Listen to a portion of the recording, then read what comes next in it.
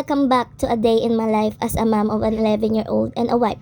Tara, samahan niyo ako sa isa sa mga nakakapagod na araw sa buhay ng isang ina. As you can see guys, naglilinis na ako ng bintana kasi ngayon ay magge-general cleaning ako. Pagkagising ko nga pala guys ng 8 a.m. nag-start na akong magsalang ng labahan ko sa baba. Tapos ko nga palang magsalang sa baba umakyat na ako dito at simulan ko ng maglinis. Tinupi ko nga lang tong foam namin at yan, tinatalian ko nga ng wire. Pero nga lang pinangtatali ko dun guys kasi mas matibay yung wire. Dahil makapal nga yung foam namin at malaki, kaya wire na lang naisipan ko yung pangtali. Dalawang kwarto nga pala dun guys yung nililinisan ko. Dun sa isang may foam na puti is yun sa anak ko yun. Pagkatapos ko nga dun ligpit yung foam, dito na nga ako nag-start maglinis sa vanity. Pagkatapos kong iangat yung mga gamit guys is nag-vacuum na nga ako dito. Makikita nyo nga guys, yan yung vacuum na ni-review ko nung nakaraan. Diba? Katulad nga ng sinabi ko sa reviews ko, magana pa rin siya at maganda pa rin yung function niya kahit 2 beses na yan nalaglag sa hagdanan.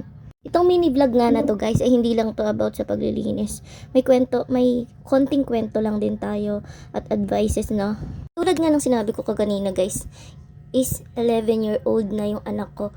Pero kung makikita nyo sa itsura ko mukha pa rin akong bata. Hindi ko naman sinasabi guys na mukha akong walang anak. Pero kung makikita nyo lang guys, parang sa itsura ko wala pa akong anak. At kung magtataka kayo kung ba't 11-year-old na yung anak ko. Dahil guys, 15 years old pa lang ako nabuntis. At 16 ako nanganak, no? Kaya kung mapapansin nyo, kala nyo wala akong anak pero may anak na talaga ako. At pag magkasama kami guys, mukha kaming magkapatid. Katulad lang din ang sinasabi nila. Pero di ko naman to kinakwento guys dahil gusto kong maging, di ko to sinasabi guys dahil pinagmamalaki ko na, batang ina ako, pinagmamalaki ko yun, ganon. Di yun sa ganon guys. Gusto ko lang ikwento sa inyo at gusto ko lang din magbigay ng advices sa mga dalaga pa dyan o sa mga nagdadalaga na huwag kayong magmamadali sa buhay. Na gusto ko lang sabihin na mahirap magpamilya ng bata pa. Kaya masasabi ko na kung dalaga ka pa or nagdadalaga ka pa, enjoyin mo yung buhay mo. Huwag mong madaliin yung buhay mo dahil ang sarap maging dalaga. Masarap yung part na nai-enjoy mo yung buhay mo, yung pag nagkasahod ka, ibibili mo lang para sa sarili mo. Pero hindi ko to sinasabi guys dahil hindi ako masaya sa naging buhay ko. Nagbibigay lang talaga ako ng advices. In fact guys, masaya ako sa buhay ko. Kompleto yung pamilya namin. Kami pa rin nung tatay nung naging anak ko, nung dalaga pa ako. Kami pa rin. Siya yung naging asawa ko ngayon guys. Gusto ko lang magbigay ng advices guys kasi sino ba ang makakapagbigay ng advice? Syempre yung mga taong naka-experience ng ganong kahirap. Sila yung nakakaalam kung ano yung pakiramdam at hirap ng mga ganong sitwasyon. Kaya guys, kung may mga nagsasabi sa inyo ng ganon, lalo na sa mga nagdadalaga dyan, sa mga batang nagdadalaga, sa mga batang hindi nakikinig sa mga magulang nila, makinig kayo guys kasi wala silang gusto na ikakapahamak nyo. Yung mga magulang natin, gusto nila na maging successful tayo sa buhay, maging maayos tayo sa buhay. Kaya kung iniisip mo na pinipigilan ka ng magulang mo sa kasiyahan mo, wag mong iisipin yun dahil ang gusto lang nila maging maayos ka, matupad mo yung pangarap mo, maging successful ka sa buhay.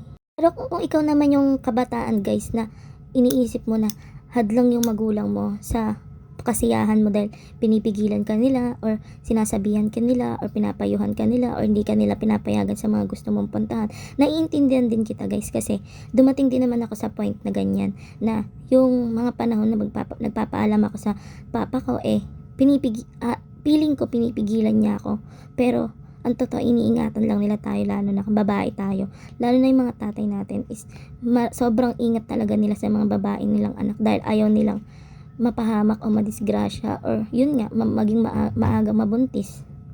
Pero mali tayo sa ganong kaisipan guys. Lahat ng magulang gusto nang maging maayos yung anak nila. Pero guys, iba rin naman yung over controlling sa protective guys ha. Hindi ko sinasabi na na lahat ng parenting is katulad ng sa akin. Yung sa akin talaga kasi guys is protective lang yung papa ko at matigas lang talaga yung ulo ko. Pero may mga magulang din talaga na overprotective sila. Over controlling pala guys. Ngayon nga pala guys is I'm turning 28 this November, no? Magta 28 na ako at yung anak ko naman is magta 12. May 15 age gap yata namin guys. Kaya kung mapapansin nyo, kung pag nakita nyo yung anak ko, kala mo magkapatid lang kami.